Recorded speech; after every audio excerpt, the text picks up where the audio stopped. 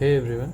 तो जो मैंने कल क्वेश्चन कराए थे उससे बहुत सारे क्वेश्चंस आज एग्ज़ाम में आए थे और मतलब जिन लोगों ने अच्छे से पढ़ा था उनका एग्ज़ाम भी अच्छा हुआ था। और दूसरी बात क्या थी कि आप बहुत लोग मुझसे मतलब बोल रहे थे कि सीरीज में क्वेश्चन और इसका कुछ ऐसा बोल रहे थे। तो मैं बता दूं कि सीरीज में आपको एक यूनिट के 50 क्वेश्चन मिलेंगे और मैं एक यूनिट के 150 क्वेश्चन करा रहा हूँ, पहली बात। दूसरी बात, जो सीरीज के क्वेश्चन हैं, ठीक है, उनको आप अगर पढ़ रहे होंगे तो आपको पता होगा कि कितने ऑथेंटिक क्वेश्चन और कितने अच्छे क्वेश्चन होते हैं। फिर मेरे क्वेश्चन को देख लीजिएगा तो समझ में आ जाएगा। हाईली एक्सपेक्टेड है इन योर एग्ज़ाम। सो पहले स्टार्ट करते हैं पहले क्वेश्चन से। मैं बता दूं कि हर एक यूनिट के मैंने इस बार मतलब इस यूनिट में मेरे 200 MCQ हैं एक यूनिट में, दूसरे यूनिट में 200 क्वेश्चन हैं, मतलब 2 यूनिट में 400 क्वेश्चन हैं, इनफ हैं। ठीक है, शुरू करते हैं। प्री हिस्ट्री शब्द का सर्वप्रथम प्रयोग किस विद्वान ने किया था? तो इसका सही ऑप्शन हो जाएगा डेनियल विल्सन जो थे, उन्होंने इसका सबसे पहले यूज किया था। प्राग ऐतिहासिक जिसे प्री हिस्ट्री से क्या अभिप्राय है? तो प्री हिस्ट्री से है क्या लेखन कला के विकास से पूर्व काल, मतलब जब लोग लेखन कला से परिचित नहीं थे तब उससे मतलब उस काल को हम प्राग ऐतिहासिक काल या प्री हिस्टोरिक पीरियड कहते हैं। ठीक है, उसके बाद आता है प्राग ऐतिहासिक काल के अध्ययन का मुख्य आधार क्या है? तो इसका आधार है पुरातात्विक साक्ष्य, जिसको उसके बाद है प्राग ऐतिहासिक का अध्ययन मुख्यतः किस विषय से संबंधित है? तो पुरातत्व से संबंधित है, आर्कोलॉजी से संबंधित है। प्राग ऐतिहासिक काल में मानव किस प्रकार के औजारों का प्रयोग करता था? तो पत्थर के औजारों का प्रयोग करता था। ठीक, प्राग ऐतिहासिक काल का ज्ञान मुख्यतः किससे प्राप्त होता है? तो इसका सिंपल सा आंसर है जीवाश्म एवं औजारों से। जो हमें खुदाई के दौरान औजार मिले हैं उन्हीं से हमें पता चलता है कि मतलब तब की जो कल्चर था वो कैसा था। ठीक है, और जो और चीज़ें थी जैसे मतलब उनके जो औजार थे, जिस कुछ भी बोल लो, वो कैसे थे। ठीक, उसके बाद आता है प्राग ऐतिहासिक काल को मुख्यतः कितने भागों में विभाजित किया गया है? तो इसको मुख्यतः 3 भागों में विभाजित किया गया है। प्राग ऐतिहासिक काल का प्रथम चरण कौन सा है? तो इसका प्रथम चरण है पुरापाषाण काल। ठीक, प्राग ऐतिहासिक काल में मानव का मुख्य व्यवसाय क्या था? तो उनका मुख्य व्यवसाय था शिकार एवं भोजन का संग्रह करना। प्राग ऐतिहासिक काल के अध्ययन में किसका विशेष महत्व रहा? तो भाई पुरातात्विक उत्खनन का विशेष महत्व रहा, क्योंकि इस टाइम की जो हमारी लेखन प्रणाली है उसको हम पढ़ नहीं सकते हैं, तो जो हमें उत्खनन से प्राप्त हुई चीज़ें हैं उन्हीं के आधार पर हम तब के इतिहास को डिस्क्राइब करते हैं। प्राग ऐतिहासिक मानव के जीवन का मुख्य आधार क्या था? तो उनके मुख्य आधार शिकार ही था, शिकार करके ही खाते थे, सब कुछ शिकार करके ही करते थे। प्राग ऐतिहासिक काल में मानव मुख्यतः कहाँ निवास करते थे? तो मानव मुख्यतः गुफाओं में निवास करते थे। गुफाओं में पेंटिंग्स भी मिली हैं। ठीक है, बहुत सारी पेंटिंग्स हैं। प्राग ऐतिहासिक काल में लेखन कला का ज्ञान था? नहीं। ठीक, प्राग ऐतिहासिक काल के अध्ययन का प्रमुख उद्देश्य क्या था? तो प्रमुख उद्देश्य प्राचीन मानव जीवन को समझना था।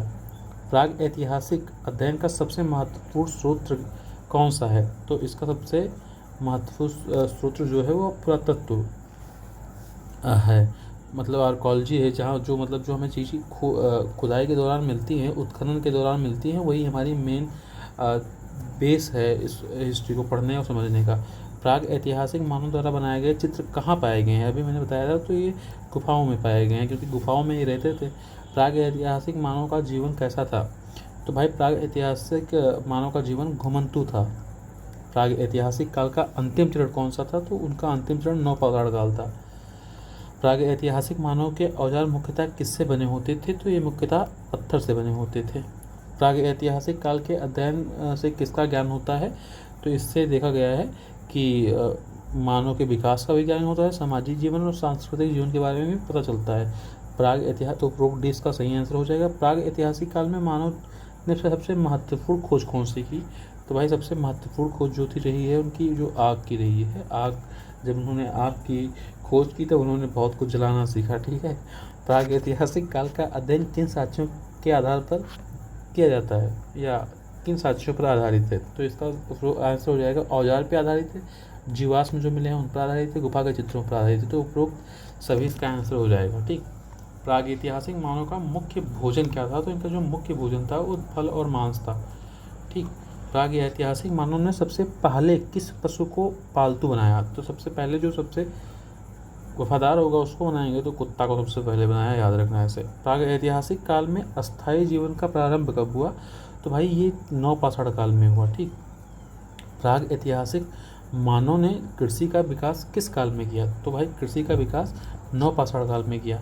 प्रागैतिहासिक काल में पहिए का आविष्कार कब हुआ? तो ये भी सिंपल सी बात है, नवपाषाण काल में ही होगा। प्रागैतिहासिक काल में मानव, हाँ लेकिन देखो अभी मैंने क्वेश्चंस को लाइन से सेट कर रखा है इसलिए आपको बहुत ईजी लग रहा है, लेकिन जब आप एग्जाम में एक के यहाँ पे नवपाषाण काल का क्वेश्चन रहेगा और यहाँ पे पूरा पाषाण काल का क्वेश्चन रहेगा, तब आप कंफ्यूज हो जाएंगे। तो ऐसे हल्के में मत लेना। ठीक, प्रागैतिहासिक काल में मानव किस प्रकार की अर्थव्यवस्था को अपनाता था? तो इसका हो जाएगा शिकार यूँ संग्रह, मतलब शिकार करो और संग्रह करो। ठीक, प्रागैतिहासिक अध्ययन में स्कोप का अर्थ क्या है? तो स्कोप का अर्थ है अध्ययन की सीमा एवं क्षेत्र। मतलब जब हम इसको मतलब पढ़ना स्टार्ट करते हैं तो जो हमारा पहला टॉपिक ही है the pre history definition and it's scope. तो उसी से क्वेश्चन बना है कि स्कोप का मतलब क्या है? तो उसका मतलब है अध्ययन की सीमा एवं क्षेत्र। प्रागैतिहासिक काल में मिट्टी के बर्तनों का प्रयोग किस काल में प्रारंभ हुआ? तो मिट्टी का जो बर्तन थे वो नवपाषाण में प्रारंभ हुए। प्रागैतिहासिक मानव द्वारा प्रयुक्त सबसे प्राचीन औजार किस प्रकार के थे? तो सबसे प्राचीन औजार जो थे वो खुरदरे पत्थर के थे। प्रागैतिहासिक काल के अध्ययन में किस प्रकार का इतिहास ज्ञात होता है? तो जो इतिहास था वो सामाजिक, आर्थिक और सांस्कृतिक उनके जीवन के बारे में पता चलता है। तो इसमें उपरोक्त सभी सही आंसर हो जाएगा। प्रागैतिहासिक काल में मानव किस प्रकार के समूहों में रहता था? तो भाई मानव सामूहिक मतलब सभी लोगों के साथ में रहता था। प्रागैतिहासिक काल में मानव के वस्त्र किससे बने होते थे? तो जो मानव के वस्त्र हैं वो पशुओं की खाल से बने होते थे। प्रागैतिहासिक, देखो पशुओं की खाल से प्रागैतिहासिक काल में ही नहीं बने होते हैं, आज के भी कुछ वस्त्र हैं जो पशुओं की खाल से बने होते हैं। प्रागैतिहासिक अध्ययन का संबंध किस विज्ञान से है? तो वो है पुरातत्व विज्ञान से। ठीक, प्रागैतिहासिक मानव का मुख्य हथियार क्या था? तो उनका जो मुख्य हथियार था वो पत्थर के औजार ही थे। ठीक, प्रागैतिहासिक काल में मानव का जीवन किस पर निर्भर था? तो मानव का जो जीवन था वो प्रकृति पर निर्भर करता था। प्रागैतिहासिक मानव ने आग का उपयोग किस लिए किया? बीड़ी जलाने के लिए नहीं किया था, याद रखना, भोजन पकाने के लिए किया था और प्रकाश के लिए किया था। उपरोक्त इसका सही आंसर हो जाएगा। प्रागैतिहासिक काल के अध्ययन में जीवाश्म क्या दर्शाते हैं? जो जीवाश्म है दर्शाते हैं कि मानव का विकास कैसे हुआ। प्रागैतिहासिक काल में कला का प्रमुख रूप कौन सा था? तो जो कला का रूप था वो गुफा चित्रकला थी। जैसे आज के टाइम पे हम स्केच बनाते हैं किसी भी पेपर पे, तो उस टाइम पे ऐसे था जब खाली हम बैठते थे तो मतलब हम नहीं, वो लोग बैठते थे तो गुफा में चित्रकारी करते थे। प्रागैतिहासिक काल का अध्ययन क्यों महत्वपूर्ण है भाई? तो इसलिए महत्वपूर्ण है क्योंकि हम उससे मानव के सभ्यता के प्रारंभिक विकास को समझने में हमारी मदद होती है। प्रागैतिहासिक काल में सामाजिक जीवन कैसा था? तो सामाजिक जीवन सामूहिक था। प्रागैतिहासिक काल के अध्ययन में कौन सा स्रोत अनुपस्थित है? तो भाई ये अभिलेख वाला, क्योंकि अभिलेख वो लोग तो लिखना जानते नहीं थे, तो ये तो अनुपस्थित ही है। प्रागैतिहासिक मानव ने आग जलाना कैसे सीखा? आग जलाना सीखे थे भाई, क्या हुआ था एक बार ठीक है, पत्थरों के रगड़ने से आग जलाना सीखे थे। ठीक, प्रागैतिहासिक काल में मानव का जीवन स्तर कैसा था? तो मानव का जीवन स्तर सरल था। प्रागैतिहासिक अध्ययन किसके विकास को स्पष्ट करता है? तो जो मानव की सभ्यता के विकास को स्पष्ट करता है। प्रागैतिहासिक काल में अस्थायी निवास का विकास किस काल में हुआ? तो नवपाषाण काल में हुआ, याद रखना। प्रागैतिहासिक मानव के जीवन में सबसे बड़ा परिवर्तन कैसे आया? किससे आया? आग से आया? नहीं, कृषि के विकास से आया। प्रागैतिहासिक काल का अध्ययन मुख्यतः किस प्रकार के स्रोतों पर आधारित है? ठीक, तो पुरातात्विक। ठीक, प्रागैतिहासिक काल का सबसे महत्वपूर्ण महत्व क्या है? ठीक, तो इसका आंसर हो जाएगा मानव सभ्यता के प्रारंभिक विकास की जानकारी। अब जो हमारा दूसरा सब टॉपिक है, मतलब यूनिट फर्स्ट का, वो क्या है? वो है pre history and proto history of, ये क्या हो गया भाई? नहीं वो अच्छा, जो हमारा दूसरा सब टॉपिक है वो है an outline of the Pleistocene and Holocene climate of the ancient India. तो शुरू करते हैं उससे। जो प्लाइस्टोसीन युग किस युग का भाग है? तो ये है सेनोजोइक का। ठीक, प्लाइस्टोसीन युग का को सामान्यतः किस नाम से जाना जाता था? तो उन्हें भाई हम हिम युग के नाम से जानते थे। हेलोसीन युग की शुरुआत कब मानी जाती है? तो इसका थोड़ा सा मैं इसको हाईलाइट कर देता हूँ, क्योंकि ये देख लेना, ये तो हेलोसीन का टाइम लाइन पूछेगा, तो पैलोस्टीसीन का टाइम लाइन पूछेगा जरूर, मुझे ऐसा लगता है। तो भाई ये होगा सर। ठीक, 11,700 वर्ष पहले। वर्तमान समय किस भूवैज्ञानिक युग का भाग है? तो ये जो है ये है हेलोसीन का भाग है। प्लाइस्टोसीन युग की प्रमुख विशेषता क्या थी? भाई इस टाइम पे हिमनदों का विस्तार हुआ था, मतलब बर्फ़ के ही टुकड़े थे।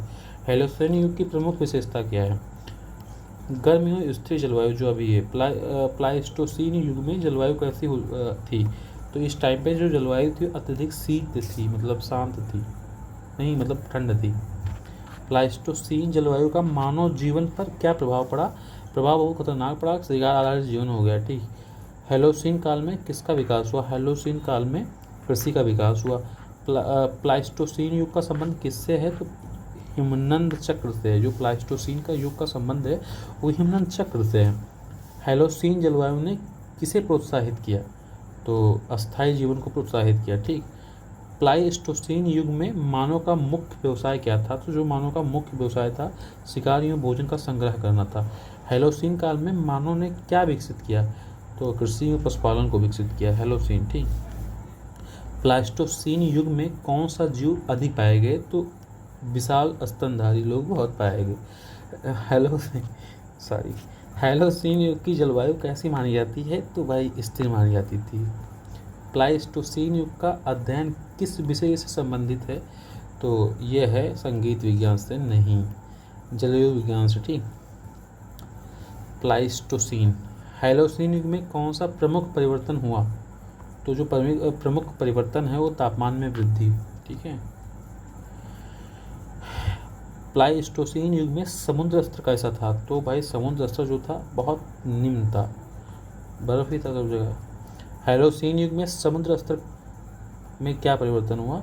वृद्धि हुई, क्योंकि जब बर्फ पिघले तो थोड़ा सा जो समुद्र का स्तर था वो बढ़ा। प्लाइस्टोसीन युग के अंत का मुख्य कारण क्या था? मुख्य कारण जलवायु में गर्मी। ठीक, गर्मी हुई, बर्फ पिघल गए। ठीक है, अंत हो गया इनका। प्लाइस्टोसीन और हेलोसीन दोनों किससे संबंधित हैं? तो ये वैज्ञानिक युग से संबंधित है। और हेलोसीन काल में मानव समाज में कौन सा परिवर्तन हुआ? तो ये जो आंसर हुआ स्थायी बस्तियों का विकास हुआ हेलोसीन में। प्लाइस्टोसीन युग में कौन सी जलवायु प्रमुख थी? तो भाई ये हिमानी मतलब ठंडी वाली जलवायु प्रमुख थी।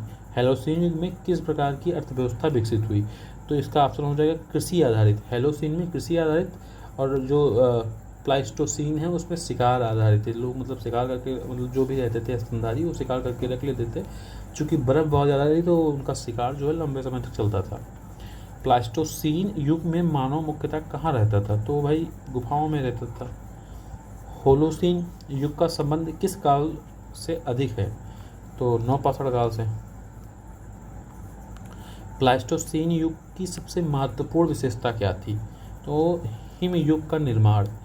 होलोसीन युग में जलवायु परिवर्तन का प्रमुख प्रभाव क्या था? तो प्रमुख प्रभाव जो था वो कृषि में विकास था। ठीक, प्लाइस्टोसीन युग में मानव किस प्रकार के औजारों का प्रयोग करते थे? तो पत्थर के औजारों का प्रयोग करते थे। हेलोसीन युग में किसका प्रारंभ हुआ? तो अस्थायी गांव का। जो हेलोसीन में थे अस्थायी गांव बनने लगे, क्योंकि कृषि होने लगी तो भाई धीरे धीरे लोग इकट्ठे रहने लगे और गांव बन गया। ठीक, प्लाइस्टोसीन युग में पृथ्वी का अधिकांश भाग किससे ढका था? रेगिस्तान से नहीं, हिमनद से ढका था। हेलोसीन युग की जलवायु ने किस सभ्यता को जन्म दिया? तो हेलोसीन ने कृषि सभ्यता को जन्म दिया। प्लाइस्टोसीन युग का अध्ययन किस विज्ञान से संबंधित है? तो इसका है पुरा जलवायु विज्ञान से संबंधित है। ठीक, हेलोसीन युग में कौन सी तकनीक विकसित हुई? तो कृषि तकनीक विकसित हो गई। प्लाइस्टोसीन युग में मानव का जीवन कैसा था? तो मानव का जीवन घुमंतु था, क्योंकि वो एक जगह पे रहते थे, जब वहाँ शिकार खत्म हो जाते थे वो दूसरी जगह बिछड़ कर जाते थे या चले जाते थे। ठीक। हैलोसीन युग में किस प्रकार की जलवायु प्रमुख रही? तो गर्म और आर्द्र अधिक रही। ठीक, याद रखना। प्लास्टोसीन युग के दौरान कौन सी जीव विलुप्त हुए? तो विलुप्त कौन से हुए? मैमथ जानते हो? हैलोसीन युग में हाँ मैमथ जो होते थे, जो मतलब अभी भी है लेकिन बहुत कम है, ये जो यूनिवर्सिटी में मतलब कहीं छिपे पे बैठे रहते हैं, ये वही हैं जो सबको नहीं दिखते हैं। हैलोसीन युग में मानव ने क्या विकसित किया? ठीक, हैलोसीन युग में मानव ने क्या विकसित किया? तो कृषि विकसित की। ठीक, पशुपालन विकसित किया, अस्थायी बस्तियाँ विकसित किया। अब उपरोक्त सभी आंसर होगा इसका। यार मैंने इसको मजाक में बोला है, कोई सीरियसली मत ले लेना यार। ठीक। प्लास्टोसीन युग का दूसरा नाम क्या था? तो हिमयुग नाम था इसका। हैलोसीन युग का संबंध किस प्रकार की जलवायु से है? तो आधुनिक जलवायु से है इसका। प्लास्टोसीन युग में मानव की अर्थव्यवस्था कैसी थी? शिकार और संग्रह पर आधारित थी, बेसिक है। होलोसीन युग में जलवायु स्थिर होने का क्या कारण था? कृषि विकास, अस्थायी बस्तियाँ, सभ्यता का विकास, उपरोक्त सभी है, ऐसा हो जाएगा। प्लास्टोसीन युग का मानव विकास से क्या संबंध है? तो इसका मानव विकास से संबंध है प्रारंभिक मानव विकास। आंसर है वो सही हो तो यार मैं ही नहीं समझ पाया तो यार। प्लास्टोसीन युग का मानव विकास से क्या संबंध है? अच्छा हाँ, प्रारंभिक मानव विकास सही है। हैलोसीन युग में कौन सा काल विकसित हुआ? नवपाषाण काल विकसित हुआ। प्लास्टोसीन जलवायु का प्रमुख प्रभाव क्या था? मानव का घुमंतु होना, जीवन। होलोसीन युग में किस प्रकार की सभ्यता का विकास हुआ? हैलोसीन में भाई लोग साथ में रहने लगे, कृषि आधारित सभ्यता का विकास हुआ। प्लास्टोसीन युग के अंत में क्या हुआ? अंत में फेरवेल हुआ, हिमनदों का पिघलना स्टार्ट हो गया। ठीक। हैलोसीन युग में मानव जीवन की सबसे बड़ी विशेषता क्या थी? सबसे बड़ी विशेषता थी अस्थायी निवास। ठीक। प्लास्टोसीन और हैलोसीन जलवायु का अध्ययन क्यों महत्वपूर्ण है? क्योंकि ये हमें मानव के विकास को समझने में मदद करती हैं, जलवायु परिवर्तन को समझने में मदद करती हैं और सभ्यता के विकास को समझने में मदद करती हैं। तो उपरोक्त डी, इसका डी आंसर सही हो जाएगा, उपरोक्त सभी। होलोसीन युग का सबसे महत्वपूर्ण परिणाम क्या था? तो इसका सबसे महत्वपूर्ण परिणाम था कृषि सभ्यता का विकास। ठीक। अब जो हमारा दूसरा या तीसरा सब टॉपिक है, tool making technique and the typology of the pre historic period, palaeolithic period and Neolithic period. इसमें मैंने खूब सारे क्वेश्चन लिए क्योंकि यहाँ से खूब सारे क्वेश्चन आएंगे। प्राग ऐतिहासिक मानव द्वारा बनाए गए सबसे महत्वपूर्ण औजार किससे बने थे? तो ये बने थे किससे जानते हो? पत्थर से। टाइपोलॉजी का संबंध किससे? टाइपोलॉजी मतलब क्या होता है? औजारों का वर्गीकरण। ठीक है, याद रखना टाइपोलॉजी। पूरा पाषाण काल का मुख्य औजार कौन सा था? हस्त, कुठार, हैंड एक्स। प्राग इतिहास, यार मैंने तो यार एक चीज़ देखा है कि ठीक है कोई बात नहीं है, मैंने ही तो देखा है। प्राग ऐतिहासिक औजार निर्माण की सबसे प्रारंभिक तकनीक कौन सी थी? तो सबसे जो प्रारंभिक तकनीक थी वो फ्लैग तकनीक थी। हैंड एक्स किस काल का प्रमुख औजार था? तो अभी मैंने बताया है ना, पूरा पाषाण। नवपाषाणकालीन औजारों की प्रमुख विशेषता क्या थी? तो जो प्रमुख विशेषता थी वो पालिशदार औजार। नवपाषाण मतलब नए हथियार, पालिशदार। प्राग ऐतिहासिक औजारों का अध्ययन किस विषय के अंतर्गत किया जाता है? तो प्राग ऐतिहासिक राजनीति विज्ञान के अंदर तो किया नहीं जाता होगा, तो साथ जाहिर सी बात है पुरातत्व विभाग के अंदर किया जाता था, मतलब अध्ययन किया जाता था। ठीक। पुरापाषाणकालीन मानव मुख्यतः किस प्रकार के औजारों का प्रयोग करते थे? तो वो भाई खुरदरे पत्थरों के बने हथियारों का प्रयोग करते थे। ब्लेड टूल किस काल में अधिक विकसित हुए? जो ब्लेड टूल थे वो देखा जाता है कि मध्य पाषाण में अधिक विकसित हुए हैं। नवपाषाण काल में कौन सी तकनीक विकसित हुई? तो ये पालिश तकनीक विकसित हुई। ठीक। पुरापाषाण काल में औजार मुख्यतः किस पत्थर से बनाए जाते थे? तो ये मुख्यतः देखा गया है क्वार्टाइज पत्थर से बनाए जाते थे। क्लीवर क्या होता है? क्लीवर पूरा पाषाणकालीन औजार होते हैं। ठीक, मैं चौंक गया इसको देख के। प्राग ऐतिहासिक औजारों का मुख्य उद्देश्य क्या था? इसका मुख्य उद्देश्य था वो शिकार एवं सुरक्षा था। मुझे लगा मुझसे कुछ गलत लिख गया है। नवपाषाण काल में मानव ने कौन सा औजार विकसित किया? तो पालिशदार कुल्हाड़ी। ठीक है। माइक्रोलिथ्स किस काल की प्रमुख विशेषता थी? एक मिनट। माइक्रोलिथ किस काल की प्रमुख विशेषता थी? तो वो भाई मध्य पाषाण की वो प्रमुख विशेषता थी। पुरापाषाणकालीन औजार की तकनीक कैसी थी? तो वो तकनीक साधारण एवं खुरदरी थी, क्योंकि लोग बेसिक कल्चर था वहाँ का। नवपाषाणकालीन औजारों का प्रयोग मुख्यतः किस कार्य हेतु किया जाता था? तो भाई कृषि के लिए किया जाता था, क्योंकि तब तक कृषि डेवलप हो चुका था।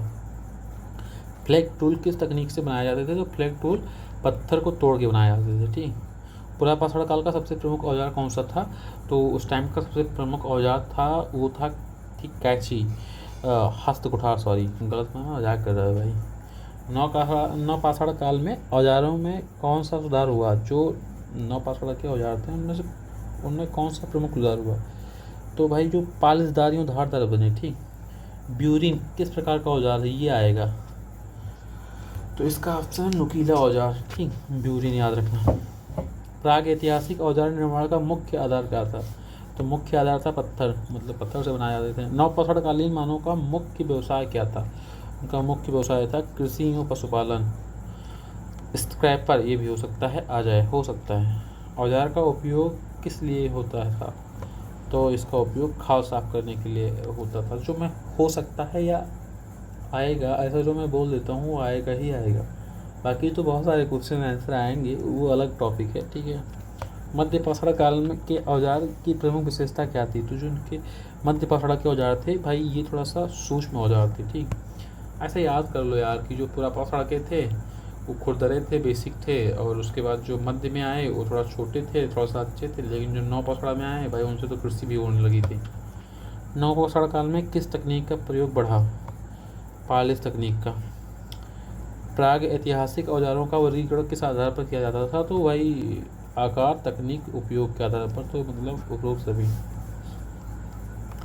कोर टूल किस काल की विशेषता है? जो कोर टूल है वो पुरापाषाण काल की विशेषता है। नवपाषाणकालीन कुल्हाड़ियों की प्रमुख विशेषता क्या थी? ये पालिशदार थी। ठीक, जहाँ भी नवपाषाण तुम्हें दिख जाए तहाँ पालिशदार मार दो, मतलब पालिश नहीं मार दो, पालिशदार ऑप्शन मार दो। प्रागैतिहासिक मानवों ने औजार निर्माण क्यों प्रारंभ किया? क्योंकि मजा आता था? नहीं, जीविका एवं सुरक्षा हेतु।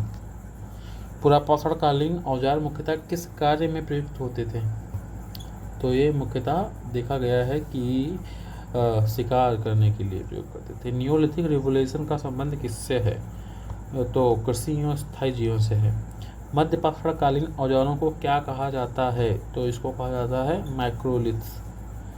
सेल्ट ये किस प्रकार का औजार था? पालिशदार, सही है, पालिशदार कुल्हाड़ी को बोलते थे।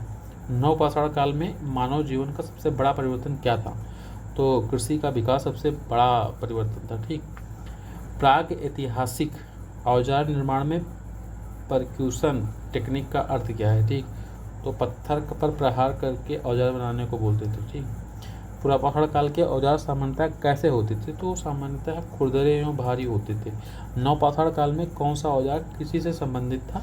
तो दराती थी, जो कृषि से संबंधित थी। हैंड एक्स कल्चर का संबंध किस काल से था? तो ये पुरापाषाण काल से था। ठीक, प्राग ऐतिहासिक औजार के अध्ययन में किसका ज्ञान प्राप्त होता है? तो हमें विकास, मतलब तकनीकी का विकास, ठीक, मानव जीवन के बारे में और आर्थिक गतिविधियों के बारे में पता चलता है। तो इसका ऑप्शन हो जाएगा अप्रोक्स सभी। मध्य पाषाणकालीन औजारों का आकार कैसा होता था? तो इनका आकार होता था मध्य, मतलब सूक्ष्म, छोटे होते थे। नवपाषाणकालीन औजार का सबसे बड़ा गुण क्या था? ये पालिशदार थे। ठीक है, पालिशदार एवं धारदार। प्राग ऐतिहासिक औजार का निर्माण किसके विकास को दर्शाता है? तो ये मानव की बुद्धि का दिखाता है कि भाई मानव बहुत बुद्धिमान थे, तभी इतने साल लग गए इनको कृषि सीखते हुए। तकनीकी की क्षमता, जीविका प्रणाली, उपरोक्त सभी। पुरापाषाणकालीन औजारों का मुख्य स्रोत क्या था? तो इनका मुख्य स्रोत जो था तो वो उत्खनन था। ठीक, नवपाषाण काल में औजारों के साथ किसका विकास हुआ? तो औजारों के साथ में इनका कृषि का विकास हुआ, पशुपालन का विकास हुआ, स्थायी जीवन का विकास हुआ, वो सभी हो जाएगा इसके अंदर। ब्लेड टेक्निक किस काल में प्रमुख हुई? तो ये भाई मध्य पाषाण काल में प्रमुख हुई। प्राग ऐतिहासिक औजारों की टाइपोलॉजी का मुख्य उद्देश्य क्या है? औजारों का वर्गीकरण। ठीक, नवपाषाणकालीन औजार किस कारण अधिक प्रभावी थे? क्योंकि ये पालिशदार होने के कारण। ठीक, नवपाषाणकालीन औजार जो थे वो पालिशदार थे, इसलिए अधिक प्रभावी थे। ठीक, प्राग ऐतिहासिक मानव जीवन की तकनीकी का विकास का सबसे बड़ा प्रमाण क्या है? तो भाई ये इनके औजार हैं, देखने को मिलते हैं कितने खतरनाक हथियार हैं। इस पर भी मैंने 50 ही क्वेश्चन ऐड किए हैं। सेट यार कोई बात नहीं है, 50 ही काफ़ी, मतलब तीनों मिला के 150 हो जाएंगे, बहुत है तुम्हारे लिए, मेरे लिए भी। प्रागैतिहासिक औजार का निर्माण का सबसे महत्वपूर्ण महत्व क्या है? मानव तकनीकी और संस्कृति का विकास की जानकारी। ठीक, देखो यार मजाक अपनी जगह पे है, लेकिन ये टॉप नॉच क्वेश्चन हैं, ये मिलेंगे ही मिलेंगे। मतलब ये इतने ही क्वेश्चन हैं, लेकिन देख लेना पहले यूनिट को ख़त्म करके मानेंगे। मतलब अगर आप इतने इसी अगर हाँ एक बात और है, अगर तुमने इस वीडियो को 2-3 बार नहीं देखा ना, भले ही तुम 2x पे देखो, लेकिन 2 बार तुम मिनिमम देख लो। नहीं तो ऐसा नहीं है कि तुम नहीं कर पाओगे। क्वेश्चन तुम्हें जो दिखेंगे ना, तुम उस पर कन्फ्यूजन में रहोगे कि हाँ इसका आंसर ये होगा, ये होगा, ये होगा। मतलब चारों ऑप्शन तुम्हें लगेंगे। बहुत सारे क्वेश्चंस की बात नहीं कर रहा हूँ, ऐसे क्वेश्चंस की बात कर रहा हूँ जो थोड़ा सा ट्रिकी है। जैसे मैंने पूछ लिया ब्यूरिन, ठीक है, तो इसमें तुम फंसोगे, थोड़ा सा ध्यान रखना। Palaeolithic culture of India. ठीक, अब ये जो ज्योग्राफी दूसरी यूनिट है, देख लो भाई, दूसरी यूनिट है, इसमें है ज़्यादा क्वेश्चन। मैंने किसी एक में ज़्यादा क्वेश्चन ऐड कर रखे हैं, लेकिन मुझे याद नहीं है। ये इसमें 60 क्वेश्चन है, देखना एक टॉपिक पे 60 क्वेश्चन है, क्योंकि इस टॉपिक पे क्वेश्चन आएंगे, मुझे भी पता है, तुम्हें भी पता है। पूरा पाषाण पैलियोलिथिक शब्द का अर्थ यह है। जो पैलियोलिथिक शब्द का अर्थ है वो प्राचीन पत्थर, मतलब पैलियोलिथिक पुराने पत्थर। पूरा पाषाण काल को मुख्यतः कितने भागों में विभाजित किया गया है? तो मुख्यतः इनको 3 भागों में विभाजित किया गया है। ठीक है, तो हाँ, तो क्या पढ़ रहे थे हम? हाँ, पूरा पाषाण काल में मुख्यतः कितने भागों में बांटा गया है? तो इनको 3 भागों में बांटा गया है। पूरा पाषाण काल की प्रारंभिक चरण कौन सा है? तो इनका जो प्रारंभिक चरण है निम्न पूरा पाषाण काल है। ठीक है, निम्न पूरा पाषाण है। ठीक, भारत में पूरा पाषाण संस्कृति का प्रमुख आधार क्या है? तो पत्थर और औजार। पूरा पाषाण का मानव मुख्य व्यवसाय क्या था? जो पूरा पाषाण काल का मानव था उनका मुख्य व्यवसाय क्या था? तो उनका जो मुख्य व्यवसाय था वो शिकार एवं भोजन का संग्रह था। हड़प्पा में पूरा पाषाण काल का प्रमुख स्थल कौन सा था? तो इनका जो प्रमुख स्थल था वो भीमबेटका था। भीमबेटका किस राज्य में स्थित है? तो एमपी में स्थित है। ठीक है, उत्तर प्रदेश में नहीं, बिहार में नहीं, राजस्थान में नहीं, एमपी से ही आंसर होगा। पूरा पाषाण काल में मानव मुख्यतः कहाँ निवास करते थे? तो जो मानव थे वो मुख्यतः गुफाओं में निवास करते थे और आश्रमों में निवास करते थे। पूरा पाषाण काल का मुख्य औजार कौन सा था? जो इनका हैंड एक्स था, याद रखना। भारत के निम्न पूरा पाषाण संस्कृति का प्रमुख स्थल कौन सा है? तो प्रमुख स्थल है अतिरपक्कम। अतिरपक्कम कहाँ स्थित है भाई? तो तमिलनाडु में स्थित है। पुरापाषाणकालीन संस्कृति का अध्ययन किस विषय के अंतर्गत किया जाता है? तो पुरातत्व के अंतर्गत किया जाता है। पुरापाषाणकालीन मानव का जीवन कैसा था? तो इनका जो जीवन था वो घुमंतु था। निम्न पुरापाषाण काल की प्रमुख तकनीकी कौन सी थी? जो इनकी निम्न मतलब प्रमुख तकनीक थी उसको बोलते थे हस्त कुठार तकनीक। ठीक, पुरापाषाण काल में मानव किस पर निर्भर था? तो जो मानव था वो शिकार एवं संग्रह पर निर्भर था। पुरापाषाण काल का प्रमुख जलवायु संबंध किससे था? तो वो जब हिमयुग से था। पुरापाषाण काल का प्रमुख जलवायु संबंध किससे था? तो हिमयुग से था। मध्य पुरापाषाण काल की प्रमुख विशेषता क्या थी? तो जो इनकी प्रमुख विशेषता थी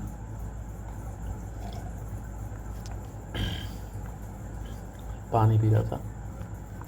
मध्य पुरापाषाण काल की प्रमुख विशेषता क्या थी? तो इसका ऑप्शन हो जाएगा फ्लैग और औजार। उत्तर पुरापाषाण काल की प्रमुख विशेषता क्या थी? तो ये जो प्रमुख विशेषता थी वो ब्लेड, मतलब ब्लेड के औजार जो इनके थे। इसीलिए मैंने इस पर 60 क्वेश्चन रखे हैं, क्योंकि थोड़ा सा ट्रिकी और थोड़ा सा मतलब ऐसे ट्रिकी बोल नहीं सकते, हार्ड बोल नहीं सकते, लेकिन हाँ है भाई, मानना पड़ेगा। ठीक, पुरापाषाणकालीन मानव का मुख्य भोजन क्या था? जो उनका मुख्य भोजन था वो फल एवं मांस था। फल एवं मांस था। ठीक, भारत में सोहन संस्कृति किस क्षेत्र में से संबंधित है? सोहन संस्कृति जो था वो उत्तर पश्चिमी भारत से संबंधित था। सोहन संस्कृति का संबंध किस नदी घाटी से है? तो सोहन नदी से है। सोहन उत्तर प्रदेश में ही है, सोहन घाटी। नर्मदा घाटी किस कारण प्रसिद्ध है? तो नर्मदा घाटी कपल के आने के लिए प्रसिद्ध नहीं है। तो इसका सही ऑप्शन हो जाएगा पुरापाषाण काल अवशेष के लिए प्रसिद्ध है। ठीक है, पुरापाषाण काल में मानव ने कौन सी महत्वपूर्ण खोज की? आग की महत्वपूर्ण खोज की। पुरापाषाण संस्कृति की प्रमुख विशेषता क्या है? शिकार पर आधारित जीवन। एक चीज़ दिखाऊं, ये देखो, पुरापाषाण काल का औजार मुख्यतः कैसे बनाए जाते थे? तो जो उनके औजार थे वो पत्थर से बनाए जाते थे। ठीक, भीमबेटका किसके लिए प्रसिद्ध है? तो भीमबेटका गुफाओं के चित्रों के लिए प्रसिद्ध है। पुरापाषाण काल में सामाजिक जीवन कैसा था? तो उनका सामाजिक जीवन था वो सामूहिक था। भारत में पुरापाषाण संस्कृति की प्रमुख स्थल किस नदी के तट पर पाया जाता है?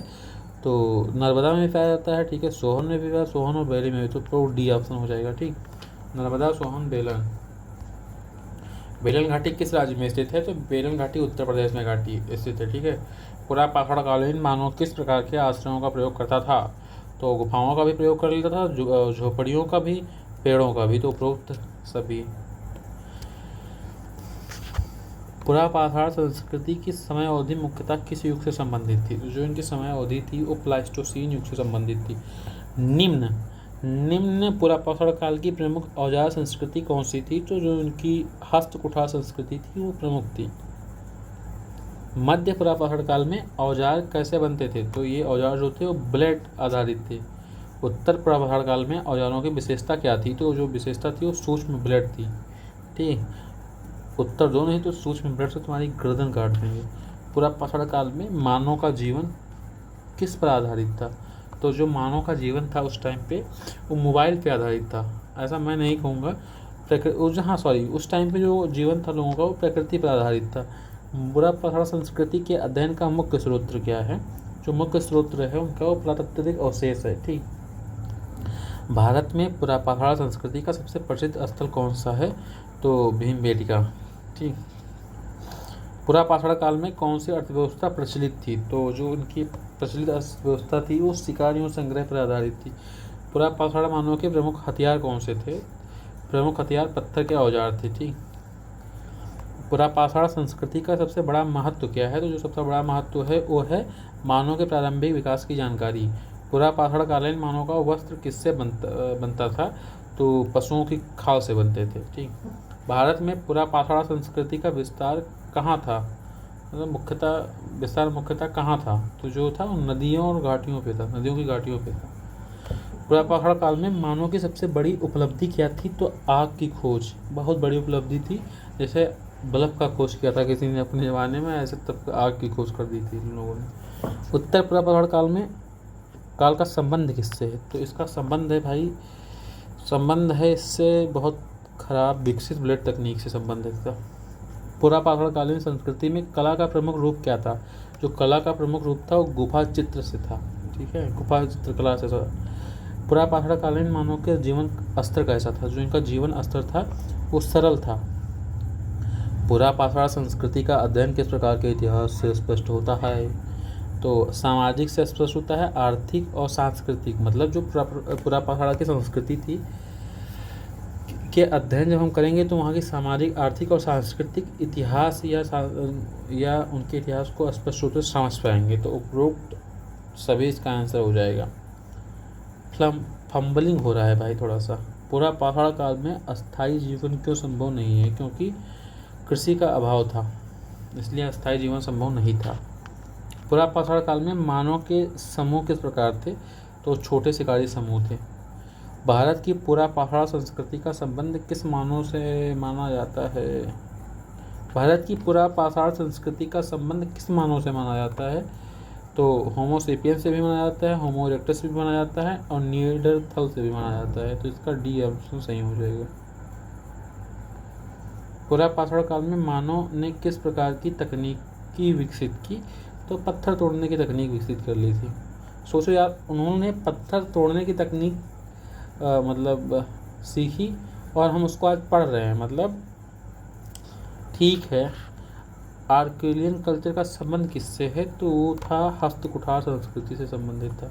भारत में आर्किलियन संस्कृति के प्रमुख स्थल कहाँ पाए गए हैं? तो दक्षिण भारत में भी पाए गए हैं, मध्य भारत में भी पाए गए हैं, उत्तर भारत में भी पाए गए हैं। तो उपरोक्त सभी उसका आंसर हो जाएगा। पुरापाषाण काल में मानव के जीवन का मुख्य उद्देश्य क्या था? मुख्य उद्देश्य भाई था इनका जीविका प्राप्त करना, ठीक। पुरापाषाण संस्कृति का प्रमुख पर्यावरण कैसा था? ठीक, तो इनका जो था वो हिमालय और ठंडा था, मतलब ठंडी होती थी और बर्फ़ के टुकड़े होते थे बड़े बड़े। भारत के पुरापाषाण स्थलों का वितरण मुख्यतः कहाँ पाया जाता है? तो जो इनका वितरण है वो मुख्यतः गुफाओं में पाया जाता है, पठारी क्षेत्रों में पाया जाता है, नदी घाटियों में पाया जाता है। तो उपरोक्त सभी इसका हो जाएगा। पुरापाषाण कालीन औजार का मुख्य उपयोग क्या था? तो इसका जो मुख्य उपयोग था वो शिकार करना भी था, खाल साफ करना भी था, काटना भी था, ठीक है। वैसे अगर देखा जाए तो शिकार करने के ही सब पार्ट हैं। उपरोक्त सभी हो जाएगा। पुरापाषाण संस्कृति की प्रमुख विशेषता क्या थी? तो जो इनकी प्रमुख विशेषता थी वो घुमंतु जीवन व्यतीत करते थे, शिकार आधारित जीवन, अर्थव्यवस्था थी और पत्थर के औजार थे। तो सब भी उसका आंसर हो जाएगा। ठीक, पुरापाषाण कालीन मानवों ने सबसे पहले किस प्रकृति शक्ति को नियंत्रित किया? तो सबसे पहले इन्होंने क्या किया भाई? यार मैं इस क्वेश्चन को पढ़ता हूँ तो मुझे लगता है कि हम लोग बहुत होशियार हैं, क्योंकि आग, ठीक है। भारतीय पुरापाषाण काल संस्कृति का सबसे बड़ा महत्व क्या है? सबसे बड़ा महत्व क्या है? मानव सभ्यता के प्रारंभिक विकास की जानकारी। ये सब क्वेश्चन आएंगे यार, बहुत गजब के क्वेश्चन हैं। फिर से हम पढ़ेंगे 50 highly expected question lower middle and upper Palaeolithic culture of India के, जो क्रोनोलॉजी और जियोग्राफिकल कंडीशन को और डिस्ट्रीब्यूशन ऑफ द साइट्स को समझेंगे नहीं, उसके क्वेश्चन को करेंगे। ठीक, पुरापाषाण काल को मुख्यतः कितने भागों में विभाजित किया है? तो मुख्यतः इनको 3 भागों में विभाजित किया गया है। पुरापाषाण काल का प्रथम चरण कौन सा है? तो इनका जो प्रथम चरण है वो निम्न पुरापाषाण काल है। ठीक, निम्न पुरापाषाण काल की प्रमुख औजार संस्कृति कौन सी थी? जो इनकी हस्त कुठार संस्कृति है वो प्रमुख थी। आर्कोलियन कल्चर का संबंध किस काल से था? तो इसका ऑप्शन हो जाएगा निम्न पुरापाषाण काल से था। आर्कोलियन कल्चर का संबंध किससे था? निम्न पुरापाषाण काल से था। ठीक, निम्न स्टार के थोड़ा सा। निम्न पुरापाषाण काल का प्रमुख औजार कौन सा था? प्रमुख औजार जो था वो हस्त कुठार था, हैंड एक्स। निम्न पुरापाषाण काल का प्रमुख स्थल अतिरपक्कम कहाँ स्थित है? तमिलनाडु। सोहन संस्कृति का संबंध किस पुरापाषाण के चरण से है? तो इसका ऑप्शन हो जाएगा निम्न से। सोहन घाटी वर्तमान में किस देश में? अरे सोहन में तो उत्तर प्रदेश में बता दिया भाई। ने पाकिस्तान में स्थित है सोहन घाटी, याद रखना। निम्न पुरापाषाण काल की प्रमुख तकनीक क्या थी? शायद सोहन और बेलन में मैं कंफ्यूज हो गया था थोड़ा। निम्न पुरापाषाण काल की प्रमुख तकनीक क्या थी? जो प्रमुख तकनीक थी हस्त कुठार तकनीक। मध्य पुरापाषाण काल की प्रमुख विशेषता क्या थी? तो फ्लैग औजार। मध्य पुरापाषाण काल में कौन सी तकनीकी विकसित हुई? तो जो ये फ्लैग तकनीकी विकसित हुई। ठीक, मध्य में। उत्तर पुरापाषाण काल की प्रमुख विशेषता क्या थी? तो ब्लेड औजार जो थे इनकी प्रमुख विशेषता थी। अपर पैलियोलिथिक कल्चर का मुख्य औजार कौन सा था? तो ब्लेड टूल का जो मुख्य टूल था। भीमबेटका किस कारण प्रसिद्ध है? भीमबेटका अपने गुफा चित्र के कारण प्रसिद्ध है। भीमबेटका किस राज्य में स्थित है? तो एमपी में स्थित है। ठीक, मध्य पुरापाषाण काल के औजार मुख्यतः कैसे थे? तो फ्लैग आधारित थे मध्य के। ठीक, उत्तर पुरापाषाण काल का संबंध किससे है? तो उसका संबंध विकसित ब्लेड तकनीक से है। पुरापाषाण काल का मुख्य व्यवसाय क्या था? तो जो उसका मुख्य व्यवसाय था वो शिकार एवं भोजन का संग्रह करना था। निम्न पुरापाषाण काल का प्रमुख मानव कौन माना जाता है? तो होमो इरेक्टस माने जाते हैं। उत्तर पुरापाषाण काल में कला का प्रमुख रूप क्या था? उनका कला का जो प्रमुख रूप था वो गुफा चित्रकला था। बेलन घाटी किस राज्य में स्थित है? बेलन घाटी उत्तर प्रदेश में स्थित है। ठीक, नर्मदा घाटी किस कारण प्रसिद्ध है? नर्मदा घाटी बेलन, हाँ देखो, बेलन उत्तर प्रदेश में स्थित है, सोहन पाकिस्तान में स्थित है। नर्मदा घाटी किस कारण प्रसिद्ध है? नर्मदा घाटी जो है पुरापाषाण अवशेष के कारण प्रसिद्ध है। ठीक, लोअर पैलियोलिथिक कल्चर का संबंध किस जलवायु से है? बी, हिमयुग। मध्य पुरापाषाण काल की प्रमुख औजार तकनीकी कौन सी थी? तो ये फ्लैग टेक्निक थी। ठीक, ऊपर पैलियोलिथिक कल्चर की सबसे बड़ी विशेषता क्या थी? सबसे बड़ी विशेषता थी ब्लेड और औजार यूँ कला। निम्न पुरापाषाण काल में मानव मुख्यतः कहाँ रहता था भाई? तो मानव उस टाइम पे गुफाओं एवं आश्रयों में रहता था। मध्य पुरापाषाण काल का प्रमुख औजार कौन सा था? Flag tool. अपर पैलियोलिथिक काल के औजार कैसे थे? सूक्ष्म एवं धारदार। पुरापाषाण काल का अध्ययन किस विषय के अंतर्गत किया जाता है? बी, पुरातत्व। भारत में आर्कोलियन संस्कृति के प्रमुख स्थल कहाँ पाए गए हैं? तो सब जगह पाए गए हैं, दक्षिण भारत, उत्तर भारत, मध्य भारत। ठीक, लोअर पैलियोलिथिक कल्चर की प्रमुख विशेषता क्या थी? तो हस्त कुठार यूँ भारी औजार लोअर के थे। ठीक, मिडल पैलियोलिथिक कल्चर की प्रमुख विशेषता क्या थी? फ्लैग औजार। अपर पैलियोलिथिक कल्चर की प्रमुख विशेषता क्या थी? ब्लेड तकनीक।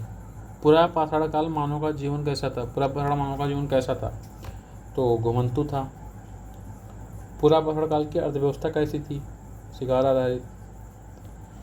निम्न पुरापाषाण तकनीक और मुख्यतः किस पत्थर से बनाए जाते थे? निम्न पुरापाषाण कालीन औजार मुख्यतः किस पत्थर से बनाए जाते थे? महत्वपूर्ण क्वेश्चन है, क्वार्टाइज से बनाए जाते थे। अपर पैलेयोलिथिक काल में मानव की सबसे बड़ी उपलब्धि क्या थी? कला का विकास। चलो कुछ तो ठीक हुआ अपर पैलेयोलिथिक में, ठीक। पुरापाषाण काल संस्कृति का मुख्य स्रोत क्या था?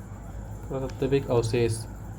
भारत की पुरापाषाण संस्कृति मुख्यतः किन क्षेत्रों में फैली थी? तो मुख्यतः नदियाँ और घाटियों में थी, पठारी क्षेत्रों में थी, गुफाओं में थी। तो उपरोक्त सभी इसका आंसर हो जाएगा। मध्य पाषाण काल में औजारों का आकार कैसा था? तो जो औजारों का आकार था वो मध्यम एवं फ्लैग पर आधारित था। पुरापाषाण कालीन मानव ने किस प्राकृतिक शक्ति को नियंत्रित किया? आग तो नहीं, यहाँ देखो आग भाई ये नियंत्रित कर ली। अगर उस टाइम पे अखबार चलता होता ना तो भाई सबसे पहले पेज पे न्यूज आती। पुरापाषाण कालीन कला का सबसे प्रमुख उदाहरण क्या है? गुफा चित्र। पुरापाषाण संस्कृति का संबंध किस भूवैज्ञानिक युग से है? तो प्लास्टोसीन। पुरापाषाण संस्कृति का वैसे भाई उस टाइम पे जिसने भी मतलब आग की खोज की रही होगी उसको मतलब थॉमस अल्वा एडिसन के नाम से ही जाना जाता रहा होगा उस टाइम के हिसाब से। भारत में पुरापाषाण संस्कृति का सबसे महत्वपूर्ण स्थल कौन सा है? तो भीमबेटका है, ठीक। पुरापाषाण कालीन मानवों के समूह कैसे थे? तो उनके जो समूह थे वो छोटे शिकारी समूह थे। पुरापाषाण काल में अस्थायी जीवन संभव क्यों नहीं था? क्योंकि उस टाइम पे कृषि का अभाव था। अपर पैलेयोलिथिक कल्चर में कौन सी तकनीक विकसित हुई? ब्लेड टेक्निक अपर में। मध्य पुरापाषाण संस्कृति का प्रमुख महत्व क्या है? फ्लैग तकनीक का विकास। निम्न मध्य और उत्तर पुरापाषाण काल में संस्कृतियाँ किस विकास को दर्शाती हैं? तो ये मानव तकनीक के विकास को दर्शाती हैं। भारतीय पुरापाषाण संस्कृति का सबसे महत्वपूर्ण महत्व क्या है?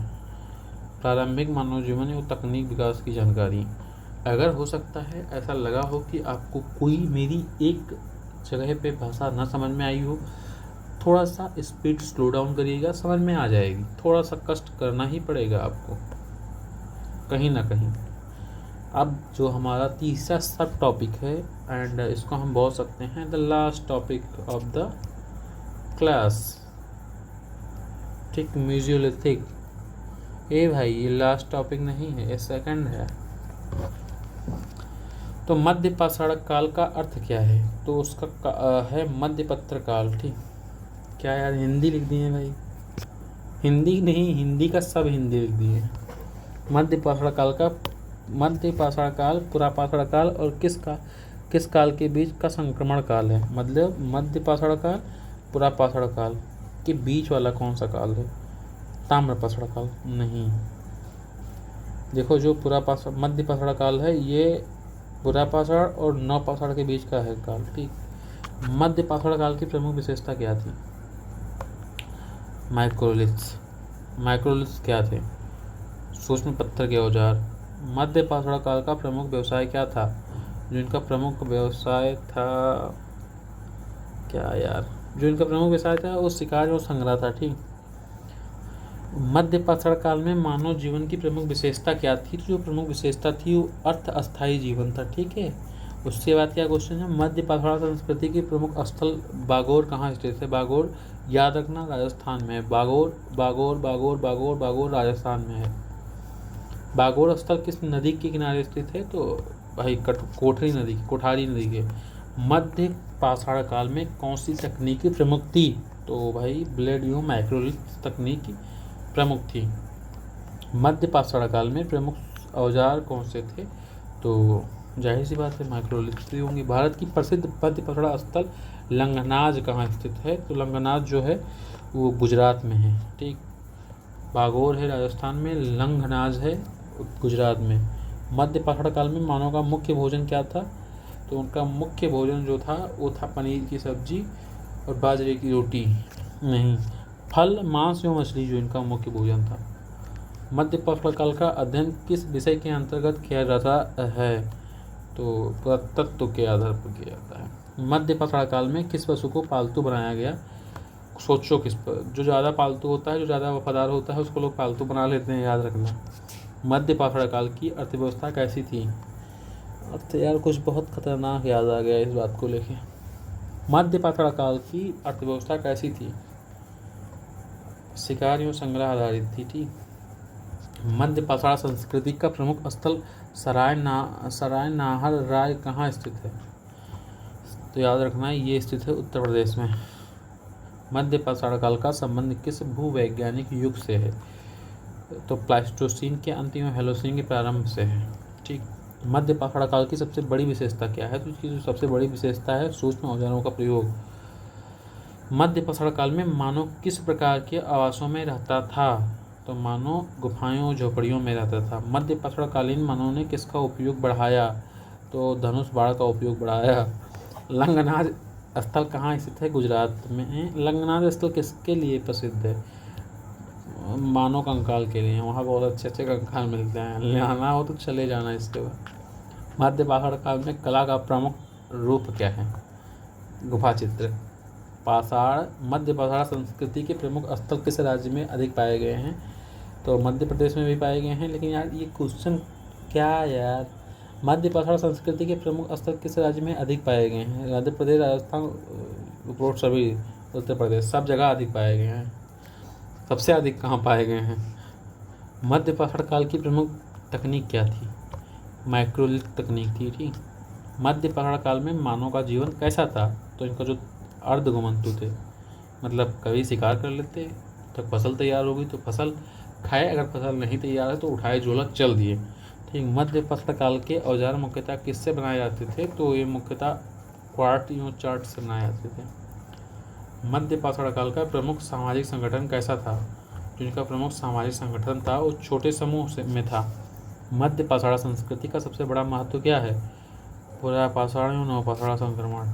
मध्य पाषाण काल में कौन सी नई आर्थिक गतिविधि प्रारंभ हुई? तो प्रारंभिक पशुपालन प्रारंभ हुआ। मध्य पाषाण संस्कृति का प्रमुख स्थल आदमगढ़ कहाँ स्थित है? तो आदमगढ़ जो है वो मध्य प्रदेश में स्थित है। मध्य पाषाणकालीन मानव ने किस प्राकृतिक संसाधन का अधिक उपयोग किया? तो पत्थर का सबसे अधिक उपयोग किया। मध्य पाषाण काल में मानव की प्रमुख उपलब्धियां क्या थी? सूक्ष्म औजारों का निर्माण। मध्य पाषाणकालीन औजार कैसे होते हैं? तो ये होते हैं छोटी और धारदार। मध्य पाषाण संस्कृति का प्रमुख स्रोत क्या है? जो इसका प्रमुख स्रोत है वो पुरातात्विक अवशेष हैं। मध्य पाषाण काल में मानव ने किसका प्रारंभिक ज्ञान प्राप्त किया? तो कृषि का प्रारंभिक ज्ञान प्राप्त किया। मध्य पाषाण संस्कृति का प्रमुख स्थल चौपानी मांडू कहाँ स्थित है? तो चौपानी मांडू भाई उत्तर प्रदेश में स्थित है। मध्य पाषाण काल में मानव की अर्थव्यवस्था किस पर आधारित थी? तो उस टाइम पे मानव की अर्थव्यवस्था शिकारियों संग्रह पर आधारित थी। मध्य पाषाण काल की जलवायु कैसी थी? तो मध्य पाषाण काल की जलवायु गर्म और अपेक्षाकृत स्थिर थी। मध्य पाषाण काल में मानव ने किस हथियार का अधिक प्रयोग किया? तो उस टाइम पे धनुष बाण का अधिक प्रयोग किया गया। मध्य पाषाण संस्कृति के अध्ययन से किसका ज्ञान प्राप्त होता है? तो इस टाइम पे मानव तकनीक विकास, सामाजिक परिवर्तन, सबके विकास, सबका, तो इसका सबका विकास नहीं, मानव जीवन, तकनीक विकास, ठीक, सामाजिक परिवर्तन के बारे में हमें पता चलता है। मध्य पाषाण काल में अस्थायी जीवन क्यों प्रारंभ हुआ? क्योंकि प्रारंभिक कृषि एवं पशुपालन शुरू हो चुका था, स्टार्ट ही हुआ था। मध्य पाषाण संस्कृति की सबसे प्रमुख पहचान क्या थी? तो इस टाइम पे माइक्रोलिथ्स पाए जाते थे। मध्य पाषाण काल का, देख लो माइक्रोलिथ्स पे क्वेश्चन आएगा, ठीक, तो याद रखना। मध्य पाषाण काल का मानव किस प्रकार के समुदायों में रहता था? छोटे शिकारी समूहों में रहता था। ठीक, मध्य पाषाण काल में मानव ने किसका प्रारंभ पालतूकरण किया? कुत्ता कहाँ है भाई? मध्य पाषाण संस्कृति का संबंध किस काल से अधिक है? तो हैलोसीन से अधिक है। मध्य पाषाण काल में मानव की सबसे बड़ी तकनीक उपलब्धि क्या थी? तो भाई सूक्ष्म औजार थी। मध्य पाषाण संस्कृति की प्रमुख महत्वता क्या थी? कृषि की ओर संक्रमण, मतलब मध्य पाषाण से, अरे यार यो क्या हो गया, यो कुछ नहीं हुआ, धीरे से सही हो जाएगा, हो गया ना। हाँ, मध्य पाषाणकालीन मानव का जीवन स्तर कैसा था? तो भाई इनका सरल एवं अर्धस्थायी था। ठीक, ठीक है सब कुछ, ठीक है सब कुछ। मध्य पाषाण संस्कृति के प्रमुख स्थलों का वितरण मुख्यतः कहाँ पाया गया? तो इस मुख्यतः नदियों, घाटियों, चट्टानी आश्रमों में पाया गया। ठीक चल रहा हूँ ना? ठीक चल रहा हूँ, हाँ ठीक चल रहा हूँ भाई। भारतीय मध्य भारत संस्कृति का सबसे महत्वपूर्ण महत्व क्या है? सबसे महत्वपूर्ण महत्व है शिकार जीवन से कृषि जीवन की ओर संक्रमण की जानकारी। द एंड हो गया। अब इसमें से यार क्या पूछ लेंगे वो, कहीं बाहर तो लाएंगे नहीं कि बायोलॉजी से क्वेश्चन पूछ लें। ठीक है, इतने में हो जाएगा यार, हो जाएगा यार, पक्का बता रहा हूँ। Neolithic culture of India, chronology, geographical distribution of the sites and major characteristic पे 50 क्वेश्चन है। ठीक, सोच रहा हूँ मैं भी इसका कुछ नाम रख दूँ यार, नामकरण कर दूँ। नवपाषाण, न्यूलिथिक शब्द का अर्थ क्या है? न्यूलिथिक शब्द का अर्थ है नवीन पत्थर। नवपाषाण काल की सबसे प्रमुख विशेषता क्या थी? प्रमुख विशेषता क्या थी? ठीक, प्रमुख विशेषता क्या थी? तो इसका हो जाएगा कृषि का विकास। इतने चूहे हो गए रूम में, मुझे चूहे की आवाज़ सुनाई देते रहते हैं बीच बीच में। नवपाषाण काल में मानव का जीवन कैसा हो गया? तो भाई इनका जो था अस्थायी हो गया था। नवपाषाण काल की प्रमुख तकनीक कौन सी थी? जो इनकी प्रमुख तकनीक थी वो पालिश तकनीक थी। क्या थी? पालिश तकनीक। नवपाषाण काल के औजार की मुख्य विशेषता क्या थी? ठीक, तो उनकी जो मुख्य विशेषता थी वो पालिशदार औजार था। ठीक, क्या था? पालिशदार औजार। भारत का प्रसिद्ध नवपाषाण स्थल मेहरगढ़ वर्तमान में कहाँ स्थित है? मेहरगढ़ जो भाई, मेहरगढ़ का किला पता है? मेहरगढ़ का किला पाकिस्तान में है। मेहरगढ़ किसके लिए प्रसिद्ध है? भूत के लिए नहीं, प्रारंभिक कृषि के लिए। नवपाषाण काल में मानव का मुख्य व्यवसाय क्या था? जो मुख्य व्यवसाय था इनका कृषि और पशुपालन था। नवपाषाण काल में कौन सी नई आर्थिक व्यवस्था विकसित हुई? तो नई आर्थिक व्यवस्था थी कृषि आधारित थी। नवपाषाण संस्कृति का प्रमुख स्थल बुर्ज-होम कहाँ स्थित है? जो बुर्ज-होम है वो कश्मीर में स्थित है। बुर्ज-होम किस प्रकार के घरों के लिए प्रसिद्ध है? जो बुर्ज-होम जो है वो गड्ढा आवास के लिए प्रसिद्ध है। यहाँ पे देखा गया है कि यार कश्मीर में है बुर्ज-होम, याद रखना, ये भी क्वेश्चन आ सकता है। ठीक, गड्ढा आवास के लिए। दक्षिण भारत की प्रमुख नवपाषाण स्थल कौन सी है? ठीक, दक्षिण भारत की जो प्रमुख है वो है हुल्लूर। हुल्लूर में मिर्ची बहुत होती है। नवपाषाण काल में किस पशु का पालन प्रारंभ हुआ? किस पशु का पालन प्रारंभ हुआ? गाय तो पालने ही लगे थे, भेड़ तो पालने ही लगे थे, बकरी को पालेंगे ही, कहा है मटन खाना है उनको। तो उपरोक्त सभी इसका आंसर हो जाएगा। नवपाषाण संस्कृति का प्रमुख स्थल चिरांद कहाँ स्थित है? तो जो चिरांद है वो बिहार में स्थित है। नाम से ही देखो अलग लग रहा है, चिरांद, बिहार, चिरांद। नवपाषाण काल में मानव ने किसका आविष्कार किया? कृषि, पहिया, मृदवांड। तो उपरोक्त सभी। नवपाषाण काल में अस्थायी जीवन मुख्य कारण क्या था? तो वो था कृषि। ठीक, नवपाषाण काल में कौन सी कला विकसित हुई? तो मृदभांड, मृदांड निर्माण। नवपाषाण काल का प्रमुख औजार कौन सा था? तो जो प्रमुख औजार था वो पालिशदार कुल्हाड़ी ही थी। नवपाषाण काल में मानव ने किस प्रकार की अर्थव्यवस्था अपनाई? तो मानव ने कृषि और पशुपालन आधारित अर्थव्यवस्था को अपनाया। कोलाडीहवा किस राज्य में स्थित है? तो ये जो था उत्तर प्रदेश में स्थित है। कोलडीवा किसके लिए प्रसिद्ध है? कोलडीवा चावल की प्रारंभिक खेती के लिए प्रसिद्ध है। नवपाषाण काल में मानव ने किस प्रकार के घर बनाए? तो मानव ने उस टाइम पे अस्थायी झोपड़ियाँ बनाना स्टार्ट कर दिया था। ठीक, नवपाषाण काल का अध्ययन किस विषय के अंतर्गत किया जाता है? तो ये केमिस्ट्री के अंतर्गत नहीं किया जाता है, पुरातत्व विज्ञान के अंतर्गत किया जाता है। ठीक, सॉरी। नवपाषाण काल की सबसे बड़ी सामाजिक विशेषता क्या थी? जो अस्थायी ग्राम जीवन था, ये सबसे बड़ी विशेषता थी उस टाइम के लिए। नवपाषाण काल में देखो, आज यार ऐसा ही देखो, दिन बदलते रहेंगे। आज ये दिन बहुत बुरे लग रहे हैं, कल ये दिन बहुत अच्छे लगेंगे। देखो उस टाइम पे नवपाषाण काल की सबसे बड़ी सामाजिक विशेषता क्या थी? अस्थायी ग्राम जीवन। और आज गांव के लोगों को क्या समझा जाता है? महान। मैं ऐसा बोल रहा हूँ, आप लोग कुछ और भी बोल सकते हैं।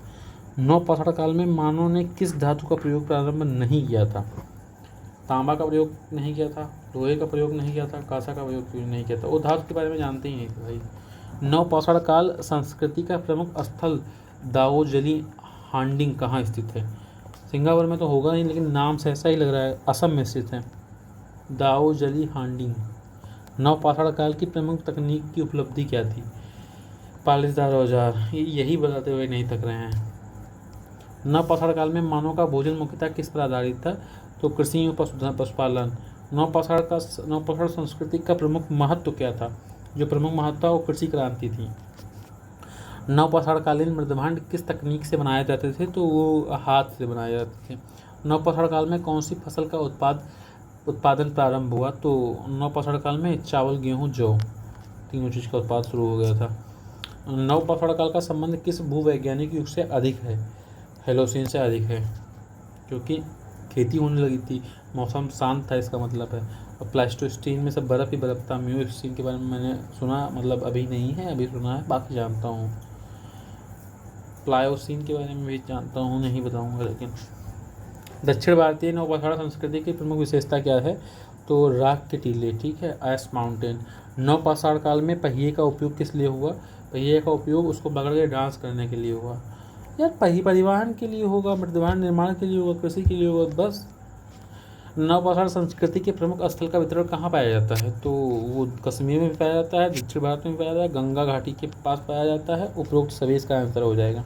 नवपाषाण काल में मानव ने किस प्रकार के समुदाय बनाए? तो मानव ने इस टाइम पे, यार 55 मिनट हो गए भाई। नवपाषाण काल में मानव ने किस प्रकार के समुदाय बनाए? तो ग्राम समुदाय बनाए, ठीक। बुर्जहोम स्थल किसके अवशेष के लिए प्रसिद्ध है? तो गड्ढा आवास के लिए प्रसिद्ध है बुर्जहोम, कश्मीर में है, याद रखना। नवपाषाण काल की सबसे बड़ी आर्थिक उपलब्धि क्या है?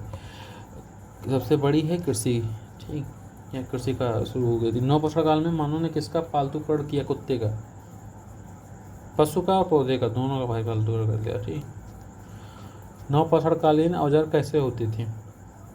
पालिशदार होते थे। पालिशदार यूँ धारदार, हाँ है, पालिशदार यूँ धारदार होते थे। नवपाषाण काल का सबसे बड़ा परिवर्तन क्या था? खेती होने लगी थी, अस्थायी जीवन हो गया था। खेती हुई तो अस्थायी जीवन हो गया। नवपाषाण काल संस्कृति का मुख्य स्रोत क्या है? तो उत्खनन है, तो पुरातात्विक अवशेष, ठीक। नवपाषाण कालीन समाज कैसा था? ग्राम आधारित। नवपाषाण काल में मानव ने किस प्रकार की तकनीक विकसित की? तो उस टाइम पे पालिश तकनीक विकसित की गई। नवपाषाण संस्कृति का प्रमुख उद्देश्य क्या था? अस्थायी जीवन। नवपाषाण काल की प्रमुख धार्मिक विशेषता क्या मानी जाती है? प्राकृतिक पूजा। नवपाषाण संस्कृति का सबसे बड़ा सामाजिक प्रभाव क्या था? ग्राम जीवन विकास। नवपाषाण काल में मानव जीवन किस पर आधारित था? तो मानव जीवन भाई ये कृषि पर आधारित था। नवपाषाण संस्कृति के अध्ययन का विकास नवपाषाण संस्कृति के अध्ययन से किसका ज्ञान होता है? तो कृषि के विकास का, सामाजिक परिवर्तन का, तकनीकी के विकास। तो उपरोक्त सभी इसका आंसर हो जाएगा। भारतीय, अब देखो ये मैं सोचने के लास्ट क्वेश्चन, तो मैं पढ़ के सुन के भागूँ, मेरी बात लास्ट वाली सुनना तब जाना। भारतीय नवपाषाण संस्कृति का सबसे महत्वपूर्ण महत्व क्या है? तो सबसे महत्वपूर्ण महत्व है कृषि और अस्थायी जीवन का विकास की जानकारी। तो भाई ख़त्म हुआ, ये हो गए हैं अप्रॉक्स 500 क्वेश्चन, और इससे बाहर नहीं आएगा, देख लेना, ठीक। आपका आज भी नहीं आया था, कल भी नहीं आएगा, ठीक। मतलब यार मैं ये थोड़ा सा लेट में रिकॉर्ड कर रहा हूँ ना, तुम्हें ऐसा लग रहा होगा। So thank you for watching.